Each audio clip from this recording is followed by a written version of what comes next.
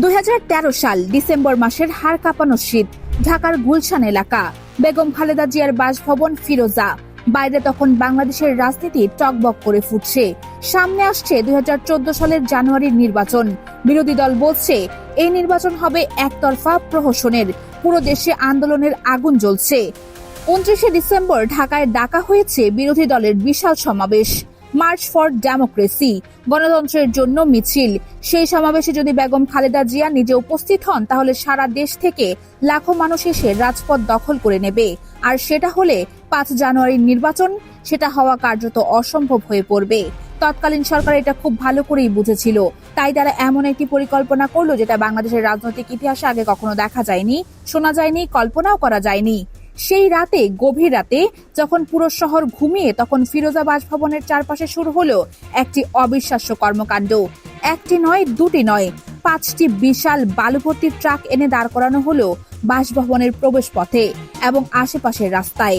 এমনভাবে সাজানো হলো যে ভেতর থেকে কোনো গাড়ি বের হওয়ার পথই নেই। পুরো এলাকা পরিণত হলো একটি উন্মুক্ত কারাগারে।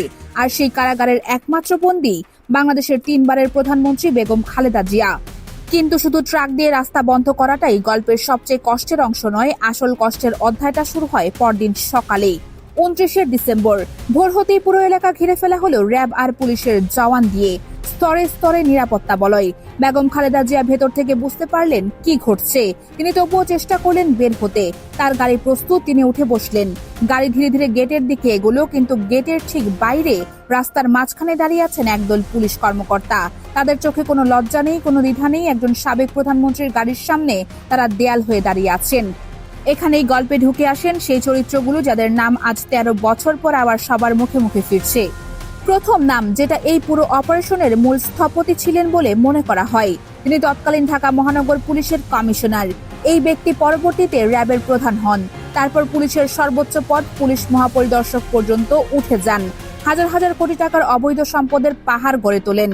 ক্ষমতার মনসনদে বসে তিনি নিজেকে অস্পর্শনীয় ভেবেছিলেন, কিন্তু সময়ের চাকা ঘোরে, আর সেই চাকা ঘুরতে শুরু করেছে। দ্বিতীয় চরিত্র একজন নারী পুলিশ কর্মকর্তা, নাম শামসুন নাহার। তিনি সেদিন বেগম খালেদা জিয়ার একান্ত কাছে গিয়েছিলেন। একজন জাতীয় নেত্রীর সাথে এমন আচরণ করেছিলেন যা প্রত্যক্ষদর্শীদের ভাষায় জীবনেও কেউ ম্যাডামকে এতটা কষ্ট দিতে দেখিনি। তার গায়ে প্রায় উঠে যাওয়ার মতো অবস্থা। একজন মায়ের বয়সী জাতীয় নেত্রী, তার নিজের বাড়িতে তাকে এভাবে অপমানিত করা হচ্ছিল। আর বেগম জিয়া শুধু এতটুকুই বলতে পেরেছিলেন, আপনারা আমার বাসার ভেতরে কেন ঢুকে এসেছেন? কিন্তু আসল প্রশ্ন হলো, এই কাজের পুরস্কার কি ছিল? শামসুন নাহার পেয়েছিল প্রমোশন। সরকার তাকে পুরস্কৃত করেছিলেন এই আচরণের জন্য, কারণ তিনি সেদিন নিজের পেশাদারিত্ব, নিজের মানবিকতা বিসর্জন দিয়ে ক্ষমতাসীনদের হুকুম তামিল করেছিলেন। এবার আসা যাক তৃতীয় চরিত্রে, আয়েশা সিদ্দিকা। এই কর্মকর্তা সেদিন সরাসরি বেগম জিয়ার গাড়ির সামনে গিয়ে দাঁড়িয়েছিলেন। একজন সাবেক প্রধানমন্ত্রীর গাড়ি আটকে দিয়েছিলেন নিজের শরীর দিয়ে। এই কাজের পুরস্কার, তাকে পাঠানো হলো গোপালগঞ্জে এসপি হিসেবে। গোপালগঞ্জ তৎকালীন ক্ষমতাসীন দলের সবচেয়ে আবেগের জায়গা। সেখানে পোস্টিং পাওয়া মানে সরাসরি আস্থার সনদ পাওয়া। পরবর্তীতে তিনি আরো উপরে উঠেছিলেন, অতিরিক্ত ডিআইজি পদে পদোন্নতি পেয়েছেন। আর আজ তিনি রাজশাহী রেঞ্জ ডিআইজির কার্যালয়ে সংযুক্ত অবস্থায় কর্মরত আছেন। এখনো চাকরি করছেন, এখনো বেতন পাচ্ছেন। এই তথ্যটা কি আপনাদেরকে অবাক করছে কিংবা ক্ষুব্ধ করছে? একটু ভাবুন। 13 বছর আগে যিনি একজন জাতীয় নেত্রীর পথ আটকে দাঁড়িয়েছিলেন, তিনি আজও রাষ্ট্রের বেতনে, রাষ্ট্রের ক্ষমতায় নির্বিঘ্নে দায়িত্ব পালন করে যাচ্ছেন। কিন্তু গল্পে আরো চরিত্র আছে। উপকমিশনার লুৎফুল কবির, এই ব্যক্তিও সেদিনের কুশলবিদের একজন। তার পুরস্কার গাজীপুর মহানগর পুলিশ কমিশনার, তারপর অতিরিক্ত পুলিশ মহাপরিদর্শকে পদে পদোন্নতি। তবে তার ক্ষেত্রে কিছুটা হলেও বিচারের দেখা মিলেছে। বিভিন্ন অনিয়মের অভিযোগে শেষ পর্যন্ত তাকে বাধ্যতামূলক অবসরে পাঠানো হয়েছে। আরেকজন ছিলেন গুলশান বিভাগের তৎকালীন উপকমিশনার। তিনি পরবর্তীতে ডিএমপির যুগ্ম কমিশনার হয়েছেন। সিআইডির ফরেনসিক বিভাগের ডিআইজি পদেও দায়িত্ব পালন করেছেন। ক্ষমতার ছায়া থেকে নিজের ক্যারিয়ার গড়েছেন। এখন একটু থামুন, পুরো ছবিটা দেখুন। একদিকে একজন জাতীয় নেত্রী যাকে নিজের বাড়িতে বন্দী করে রাখা হয়েছে, বালুর ট্রাক দিয়ে রাস্তা বন্ধ করা হয়েছে, তার গায়ে প্রায় হাত তোলা হয়েছে। অন্যদিকে যারা এই কাজ করেছে তাদের প্রত্যেকে পুরস্কৃত করা হয়েছে, প্রমোশন দেওয়া হয়েছে, গুরুত্বপূর্ণ পদে বসানো হয়েছে। এটাই ছিল সেই সময়ের বাংলাদেশ। আনুগত্যের পুরস্কার আর বিরোধিতার শাস্তি, এই ছিল রাষ্ট্রযন্ত্রের একমাত্র নীতি। কিন্তু কথায় আছে, পাপ কাউকে ছাড়ে না। সময় লাগে কিন্তু হিসাব মেলে। 13 বছর পর পরিস্থিতি সম্পূর্ণ পাল্টে গেছে। যে সরকার এই কাজের নির্দেশ দিয়েছিল সেই সরকার আজ ক্ষমতায় নেই। যে প্রধানমন্ত্রী এই আনুগত্যের পুরস্কার বিতরণ করতেন তিনি আজ দেশে নেই। আর যারা সেদিন বুক ফুলিয়ে একজন জাতীয় নেত্রীকে অপমান করেছিলেন তাদের একে একে হিসাবের কাঠগড়ায় দাঁড়াতে হচ্ছে। শামসুন নাহার চাকরি হারিয়েছেন, সেই প্রমোশন, সেই পুরস্কার সবকিছু আজ ধুলোয় মিশে গেছে। যে কাজ করে তিনি নিজেকে ক্ষমতার কাছের মানুষ মনে করেছিলেন সেই কাজই আজ তার পতনের কারণ হয়ে দাঁড়িয়েছে। একটি কথা এখানে বলা দরকার এবং এটা খুবই গুরুত্বপূর্ণ। শামসুন নাহার একজন পুলিশ কর্মকর্তা হিসেবে অনেক এলাকায় দায়িত্ব পালনের সময় ভালো কাজের উদাহরণও রেখেছেন। পেশাগত জীবনে তার সুনাম থাকার কথাও শোনা যায়। কিন্তু একটি মুহূর্তের ভুল সিদ্ধান্ত, ক্ষমতার চাপে একটি মানবিকতা বিবর্জিত কাজ তার পুরো ক্যারিয়ারের সুনামকে গ্রাস করে ফেলেছে। এটাই ক্ষমতার সবচেয়ে বিপজ্জনক দিক। যখন আপনি ক্ষমতাসীনের হুকুম মানতে গিয়ে নিজের বিবেক বিসর্জন দেন তখন সেই ক্ষমতা চলে গেলে আপনি একা পড়ে যান, কেউ আর পাশে থাকে না। এই পুরো ঘটনাটা আসলে একটি বড় প্রশ্নের দিকে আঙুল তুলে দেয়। বাংলাদেশের পুলিশ বাহিনী কি সত্যিই রাজনৈতিক প্রভাব মুক্ত?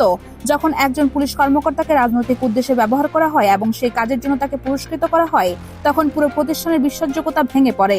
সাধারণ মানুষ কিভাবে আস্থা রাখবে সেই প্রতিষ্ঠানের উপর?